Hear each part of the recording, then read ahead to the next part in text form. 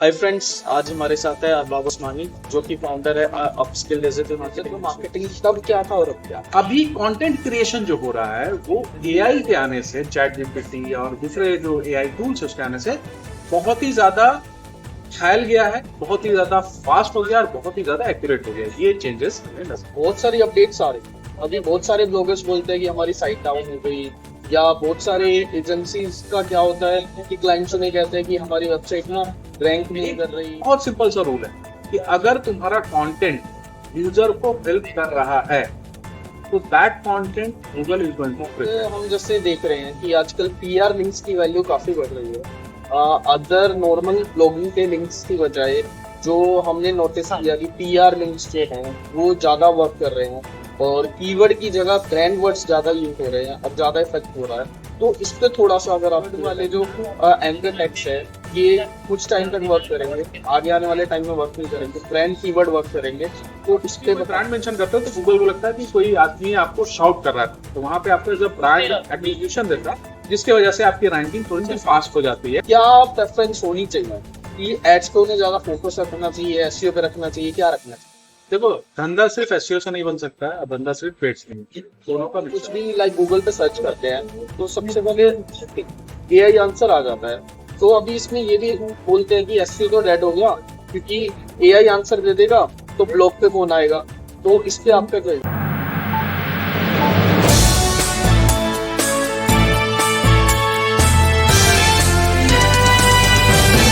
Hi friends, आज हमारे साथ है अरबाब उस्मानी जो कि फाउंडर है अपस्किल डिजिटल मार्केटिंग इंस्टीट्यूट के। और ये बहुत सारे ना बड़े बड़े क्लाइंट्स के साथ भी काम करते हैं। इन्हें इंडस्ट्री में काफी टाइम हो गया है, तो इन्होंने ना इंडस्ट्री के अप डाउन्स देखे हैं। ये डिजिटल मार्केटिंग की ऑलमोस्ट सभी सर्विसेज पे इन्होंने काम किया है, तो आज इनसे थोड़ा जानेंगे। Come to daily expert news. Thank you, बहुत बहुत शुक्रिया आपको बुलाने के लिए, और हम लोग बहुत सारी चीजें एक्सप्लेन। तो जैसे कि सबसे पहले हम डिस्कस करेंगे, आप जैसे अपस्किल डिजिटल मार्केटिंग तो पहले आपने जो फेसेस देखे डिजिटल मार्केटिंग के, जैसे आप बहुत टाइम से इंडस्ट्री में काम कर रहे हैं, तो तब क्या डिफरेंस था और अब क्या डिफरेंस है? बेसिकली एक थोड़ा सा व्यू देना चाहूँ कि डिजिटल मार्केटिंग तब क्या था और अब क्या है। देखो, जो डिजिटल मार्केटिंग है बेसिकली अगर इसको हम एक बहुत वाइड लेंथ से देखें तो वो एक कंटेंट क्रिएशन है। आप अलग अलग तरह का कंटेंट क्रिएट करते हो, चाहे आप सर्च में ऑर्गेनाइजेशन कर रहे हो, चाहे एसईओ कर रहे हो, चाहे एड चला, अलग अलग कंटेंट क्रिएशन कर। नाउ पहले के जमाने में बहुत मैनुअल काम होता था और बहुत ही ज्यादा वाइड तरह से होता है। वाइड तरह का मतलब क्या होता है? एक ऑडियंस है मेरा, सामान लेने वाला, उसके बाद। लेकिन अभी के टाइम में जो कंटेंट क्रिएशन होता है वो बहुत ही ज्यादा नैरो होता है। जैसे मैं एग्जांपल देता हूँ, अगर मैं डिजिटल मार्केटिंग की कोर्स को एनरोलमेंट के लिए एड्स चला रहा और वो किसी बीकॉम के स्टूडेंट के लिए चल रहा है, तो अभी मैं उस स्टूडेंट को ये कम्युनिकेट करूंगा कि भैया देखो, आपको कोडिंग की जरूरत नहीं। पहले क्या होता, सिर्फ बोलते थे डिजिटल मार्केटिंग की क्लासेस कर ले। और अभी कंटेंट क्रिएशन जो हो रहा है वो एआई के आने से, चैट जीपीटी और दूसरे जो एआई टूल्स उसके आने से बहुत ही ज्यादा फैल गया है, बहुत ही ज्यादा फास्ट हो गया और बहुत ही ज्यादा एक्यूरेट हो गया। ये चेंजेस हमें नजर। और हम ना इंडस्ट्री के बारे में थोड़ा ऐसा जानना चाहेंगे कि अभी क्या है ना, गूगल की जैसे बहुत सारी अपडेट्स आ रही है, थोड़ा सा हम डीप में जाएंगे चीजों पे। और बहुत सारी अपडेट्स आ रही है। अभी बहुत सारे ब्लॉगर्स बोलते हैं कि हमारी साइट डाउन हो गई, या बहुत सारे एजेंसीज का क्या होता है कि क्लाइंट्स उन्हें कहते हैं कि हमारी वेबसाइट ना रैंक नहीं कर रही, या तुमने इतना टाइम मतलब हमसे ले लिया, 6 महीने 3 महीने ले लिए, बट रैंक नहीं हुआ। तो एजेंसी ने ना ये चीजें फेस कर रहे हैं, तो इसके लिए उन्हें क्या करना चाहिए? देखो, सबसे पहली बात कि गूगल ने 2015 के लगभग में बहुत ज्यादा क्लियर बात कही थी, उससे पहले भी कही थी, लेकिन 2015 में बहुत ज्यादा क्लियर हो गया था।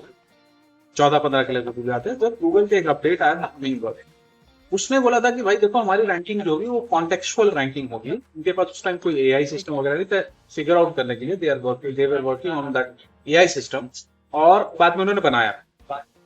एक बहुत सिंपल सा रूल है कि अगर तुम्हारा कंटेंट यूजर को हेल्प कर रहा है तो that content Google is going to prefer.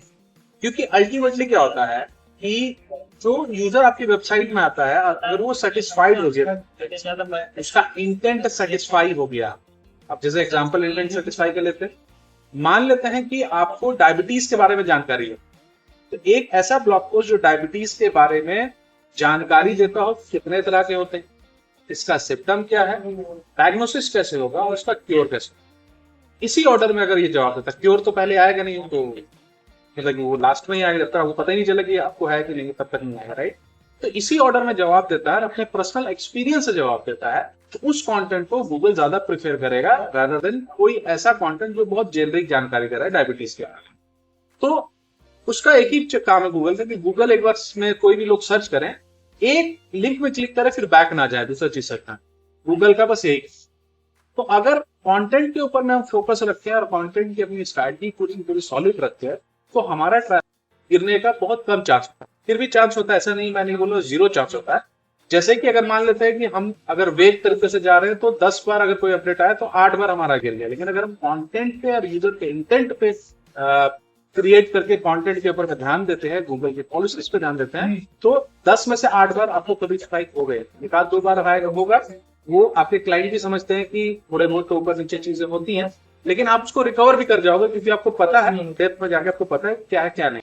तो नॉलेज लेना, जानकारी लेना कि किस तरह से अपडेट्स काम कर रहे हैं, लोगों ने कैसे उसको रिकवर किया है, कंटेंट कैसे काम करता है, लोगों के ब्रेन दिमाग में ये कंटेंट कैसे घुसता है, ये सब चीजें सीखना बहुत जरूरी है, समझना बहुत जरूरी है। तो अगर आप नहीं सीखोगे तो आपको कोई अपडेट का प्रॉब्लम नहीं आएगा। अब इनकेस आपको और इनकेस अगर आपको आ जाता है, कंटेंट का इशू आ जाता है, आपको अपडेट का हिट हो गया है, तो आपको फिर उसके बाद डेटा को एनालाइज करना है कि किसी के मान लेते हैं कि सर्च कंसोल है, आपके कीवर्ड के रैंकिंग के डेटा है, इन सब डेटा से आपको एनालाइज करना है कि भाई देखो कहां से किस दिन से हमारा गिरना चालू। और पहली चीज ये करना है, देखना है इंडस्ट्री के कम्युनिटी के अंदर में क्या उस दिन कोई अपडेट आया था कि नहीं आया, क्या ये कोई ऐसा तो नहीं नेचुरल तरीके से हमारा गिर रहा है। अगर आया था तो वो जब भी अपडेट आता है थोड़ा शेकी होता है, फिर उसके बाद ऊपर की तरफ में हो जाता है। तो आपको जो भी अपडेट आया, जो भी इंडस्ट्री के लोग नॉलेज शेयर कर रहे हैं, जो भी चीजें कर रहे हैं, उसके हिसाब से आपको चलना है कि किस तरह से लोग सोच रहे हैं, तो लॉजिकल आपको लगता है। ऑल्दो अगर आप इस इंडस्ट्री के अंदर काफी टाइम से काम कर रहे हो तो आपको उनकी जरूरत नहीं पड़ती है, आप खुद इतना झेल चुके हो तो कि आप उस हिसाब से अपने आप को ऑर्गेनाइज करें। This how. तो ये बहुत सारे ब्लॉगर्स के क्वेश्चन का आंसर था, जो कि कहते हैं कि अपडेट आई, मेरी वेबसाइट डाउन हो गई। तो सबसे पहले तो आपको वेबसाइट डाउन होने से बचाना है, तो आपको कंटेंट पे ध्यान देना है, आपको रेलिवेंसी पे ध्यान देना है। एक सिंपल सा लॉजिक समझो कि गूगल को क्या चाहिए, गूगल को चाहिए यूजर अगर वेबसाइट पे आए तो उसको छोड़ के ना जाए, उसको रेलिवेंट लगे। गूगल को यूजर को अच्छा एक्सपीरियंस देना है। अगर आपकी वेबसाइट उस यूजर को उसके क्वेश्चन का आंसर दे सकती है और वो यूजर उस वेबसाइट पे रह रहा है, तो गूगल आपकी साइट को डाउन नहीं करेगा, आपकी साइट को ऊपर ही करेगा, प्रेफरेंस देगा। ये तो एक पॉइंट हो गया। सेकंड पॉइंट, अगर आपकी वेबसाइट डाउन हो गई है तो आपको एनालाइज करना है। जैसे सर ने बताया, आपको बहुत सारे फैक्टर्स देखने हैं कि क्या रीजन था, आपको नहीं समझ आ रहा। बहुत सारे ग्रुप्स होते हैं, बहुत सारी कम्युनिटीज होती है, तो उसमें लोग पोस्ट करते रहते हैं कि क्या उनकी फाइंडिंग्स है। तो उनकी फाइंडिंग से भी सीखना है कि क्या क्या चेंजेस आए हैं। अच्छा, इन्होंने ये चेंजेस करे हैं तो हम भी ये चेंजेस कर सकते हैं। लाइक उन्होंने कीवर्ड चेंज किया या टाइटल चेंज किया या कुछ और बैकलिंक्स ऐसे बने जो नेगेटिव इम्पैक्ट कर गए, तो ये सारी चीजें देख के वो अपनी रैंकिंग को सुधार सकते हैं। और सर जैसे हम डिस्कस कर रहे थे कि लिंक्स की क्या इंपॉर्टेंस है, पहले बैकलिंक्स की अलग इंपॉर्टेंस होती थी, मतलब थी लोग क्या होता था छोटी साइट्स पे लिंक्स बनाते थे या पीडीएफ्स बनाते थे। अभी वो थोड़ा सा ना चेंज हो रहा है लिंक की स्ट्रेटेजी। तो अभी क्या स्ट्रेटेजी रखनी चाहिए लिंक्स की? देखो 2023 के अक्टूबर में एक अपडेट आया था, HCU हेल्पफुल कंटेंट अपडेट आया। उसके बाद से बहुत सारे चीजें चेंज हुआ है। लिंक की वैल्यू पहले जितनी हुआ करती थी उतनी अभी नहीं हो, बट कंटेंट की वैल्यू बहुत। मैं आपको एग्जांपल देता हूं, मेरा एक क्लाइंट है, वो क्लाइंट मेडिकल फार्मेसी निश, जिसमें बेसिकली आप ऐड नहीं चला सकते हो, आप एसईओ के ऊपर में फाइल, और वो उस निश के अंदर में डिफीट करता है website like 1mg, Netmeds, Apollo pharmacy, जितनी भी बड़ी बड़ी ऑथोरिटी साइट्स है उसके अंदर में सबको डिफीट करता है। इसका सिर्फ एक रीजन है कंटेंट। और अगर आप लोग कैलकुलेट करते हो, अगर मैं उसे नहीं देखता बट आप लोग कैलकुलेट करते हो डीए से, उस वेबसाइट का डीए 21, वो डिफीट कर रहा है अपने से डबल ट्रिपल वाले डीए वाले, वो कंटेंट। तो कंटेंट जो है, वो कंटेंट कंट्रीब्यूशन जो है वो अभी के टाइम में ज्यादा इंपॉर्टेंट हो गया है, क्योंकि गूगल की जो एआई आई है जिसको हम लोग स्मिथ के नाम से जानते हैं। उसके बाद एक और उसकी एआई आई है, मॉम करके आई, मम करके आई है, नॉट मॉम, मॉम करके आई है जो, और उसके बाद एक और एआई है गूगल की। तो वो अब कंटेंट को समझने लगा है कि कंटेंट एक्चुअली में क्या है। न्यूरल मैचिंग उसको बोला जाता है। तो मैच करके समझता है कि क्या है क्या नहीं है, और क्या आउटपुट है क्या नहीं है। तो उस वजह से गूगल की अंडरस्टैंडिंग ऑफ कंटेंट बढ़ेगी। जब वो बढ़ेगी तो इसका मतलब अगर वो बढ़ रही है तो इसकी वैल्यू घटेगी। इसलिए कंटेंट थोड़ी सी घटी है, बैकलिंक्स की वैल्यू घटी है। बैकलिंक्स में आप लोग कुछ कुछ बेसिक गलती करते हैं, जैसे कि नो फॉलो लिंक होता है और उसमें आप ना रैंकिंग कीवर्ड डाल देते हो, कभी आप जिंदगी में रैंक नहीं करोगे। नो फॉलो लिंक उस पास ही नहीं करोगे। दूसरी गलती आप करते हो, ऐसी वेबसाइट्स के अंदर में आप लिंक बनाते हो जिसमें 5 लाख, 4 लाख, 3 लाख, 10,000 लिंक ऑलरेडी वो बाहर दे चुके हैं। तो उनका लिंक जो है इतना ज्यादा डिस्ट्रीब्यूट हो चुका होता है कि उसकी वैल्यू चिंदी के बराबर भी नहीं। तो ये सब गलती भी लोग करते हैं। आपको ये सारी चीज सीखनी पड़ेगी, क्या है क्या नहीं है। आप शोट खाते सीखो या इस वीडियो से सीखो या कहीं और भी सीखो, तो आपके ऊपर कह सकते हैं। ये आपको सीखना पड़ेगा, लिंक के अंदर में भी बहुत है। तो एक हम जैसे देख रहे हैं कि आजकल पीआर लिंक्स की वैल्यू काफी बढ़ रही है अदर नॉर्मल ब्लॉगिंग के लिंक्स की बजाय। जो हमने नोटिस किया कि पीआर लिंक्स जो हैं वो ज्यादा वर्क कर रहे हैं और कीवर्ड की जगह ब्रांड वर्ड्स ज्यादा यूज हो रहे हैं और ज्यादा इफेक्ट हो रहा है। तो इस पे थोड़ा सा अगर आप क्लियर करें। इसमें दो चीजें, पहले एसईओ से गूगल पे हुआ करता था, अब एसईओ से गूगल पे नहीं, स्पेशली पिछले 6 महीना से। अब एसईओ होता है गूगल पे, बिंग पे। आप बोलोगे बिंग पे क्यों होता है? बिंग तो मार्केट शेयर ही 8%। भाई साहब, बिंग का मार्केट शेयर 8% है, बट चैट जीपीटी जो है बिंग का ही इंडेक्स यूज करता है। इसीलिए आप बिंग वाला जो एसईओ है थोड़ा सा इम्पोर्टेंट। और बिंग नंबर ऑफ लिंक्स को वैल्यू नहीं देता है, क्वालिटी ऑफ लिंक्स को वैल्यू देता है। इसीलिए जो तुम्हारे पीआर के लिंक्स होते हैं उनकी वैल्यू देता है।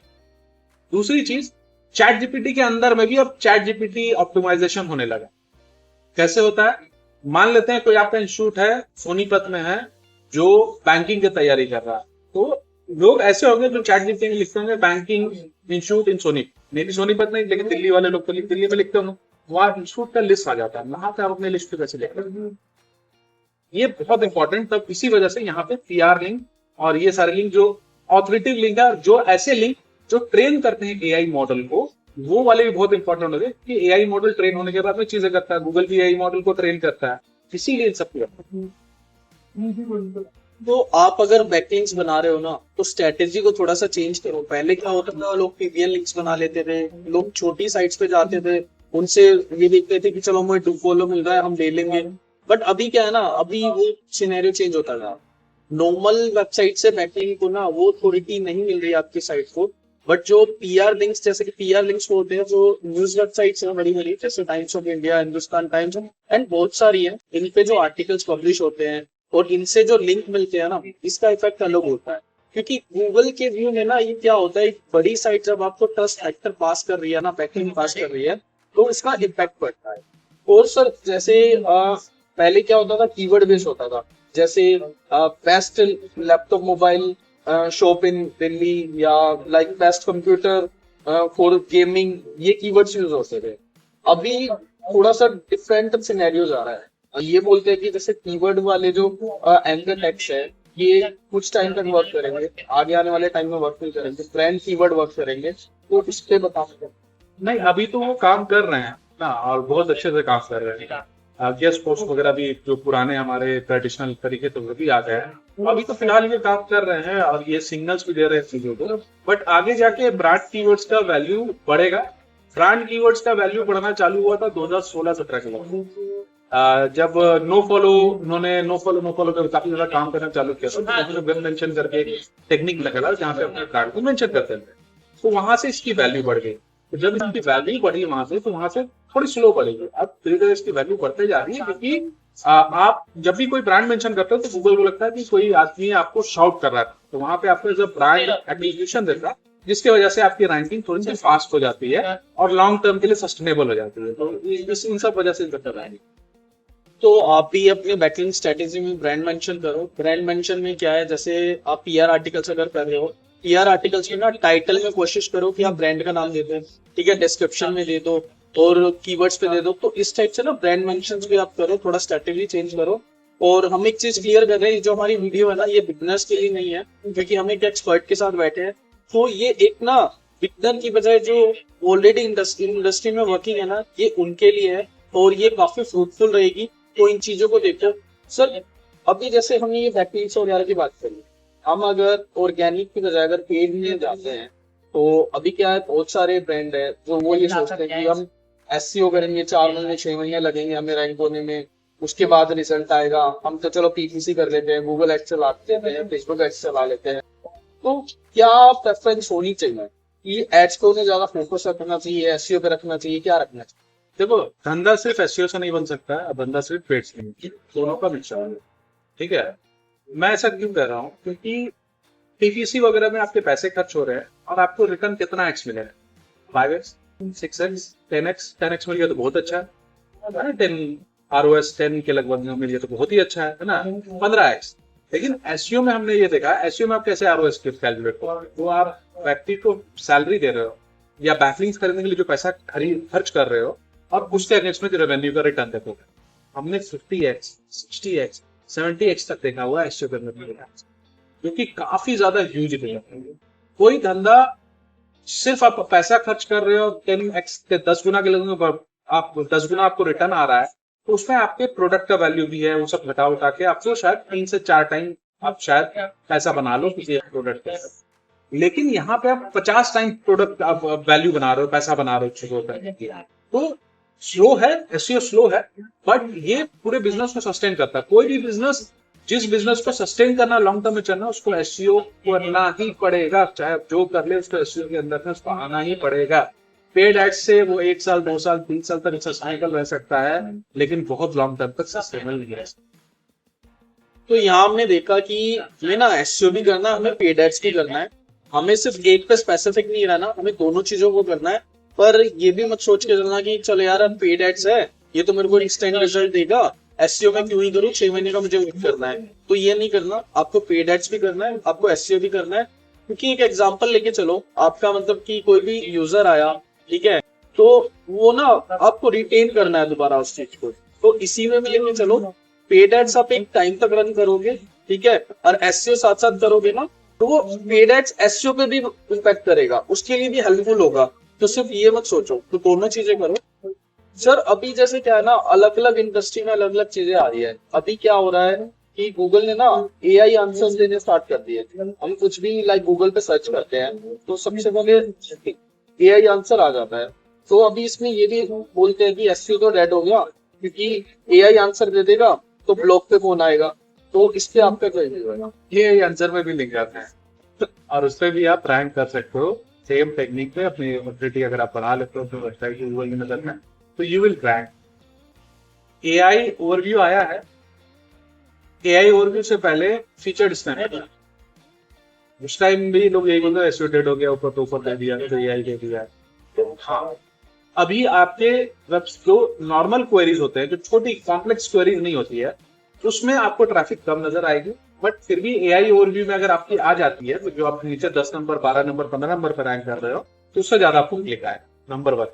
नंबर 2 की जो कॉम्प्लेक्स क्वेरीज है, वो एआई ओवरव्यू उसको कवर नहीं कर सकता, ना ही उसको गूगल करेगा तो कॉम्प्लेक्स।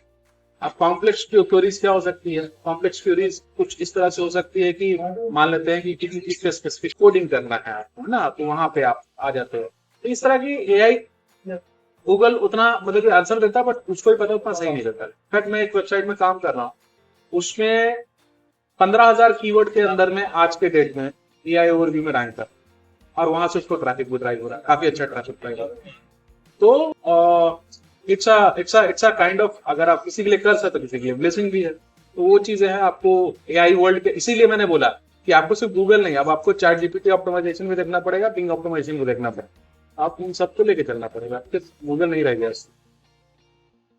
आप सर अगर किसी क्लाइंट की कोई केस स्टडी या कुछ ऐसा शेयर करना चाहिए जो हमारे व्यूअर्स के लिए हेल्पफुल हो।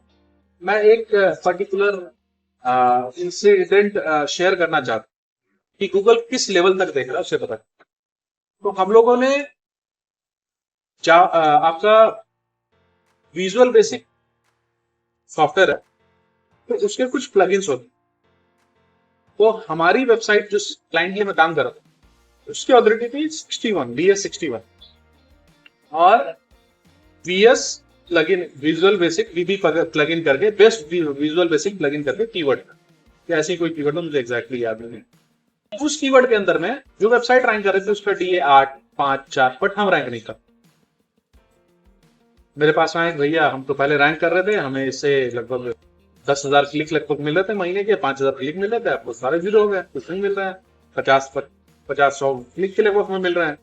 तो मैंने इसको एनालाइज कंटेंट वाइज करना चालू किया, क्योंकि बैकलिंक वगैरह चेक किया तो सब चीज बने हुए, सब चीज अच्छे। तो कंटेंट वाइज में जो उन्होंने किया था, हमने जो किया था, उसमें एक गलती। उनका जो 10 लिस्ट था, उस 10 लिस्ट में एक लिंक था जो इस विजुअल बेसिक के प्लगइन में ले जाता है। हम सिर्फ नाम बता के रखे थे, हमने वो लिंक नहीं दिया। मैंने बोला कि इसको चेंज करो, लिंक दे दो। The moment we give link, within 1 week वो रैंक करना स्टार्ट। अब आप सोचो गूगल किस लेवल तक आपका कॉन्टेक्स्ट देख रहा है। एक लिंक मैंने नहीं दिया तो मेरे को रैंक करना छुड़वा दिया, लिंक डाल दिया, फिर उसके बाद मेरे को 1 हफ्ता 10 दिन के अंदर रैंक करना चालू। And we gain that time. तो यू नीड टू अंडरस्टैंड कि यूजर को क्या चाहिए। आपको बहुत अच्छे से यूजर, अब ऐसा नहीं है कि कोई भी आदमी कहीं से भी आ गया और बोल दिया कि भाई हम कंटेंट लिख देंगे, नहीं। तो स्पेशलिस्ट ऑफ दैट एरिया होना जरूरी है। अंडरस्टैंड करना बहुत जरूरी है कि आदमी को चाहिए क्या, इस आदमी को चाहिए क्या चाहता, तो ये आपको पता होना चाहिए। उससे अपने कंटेंट तो ये सारी चीजें समझे और गूगल क्या चाहता है उसको समझे, आप रैंक करेंगे। और ये बहुत सारी चीजों के बारे में मुझे जाना, एक एक्सपर्ट से जाना जो इंडस्ट्री को काफी टाइम से अप एंड डाउन देख रहा है।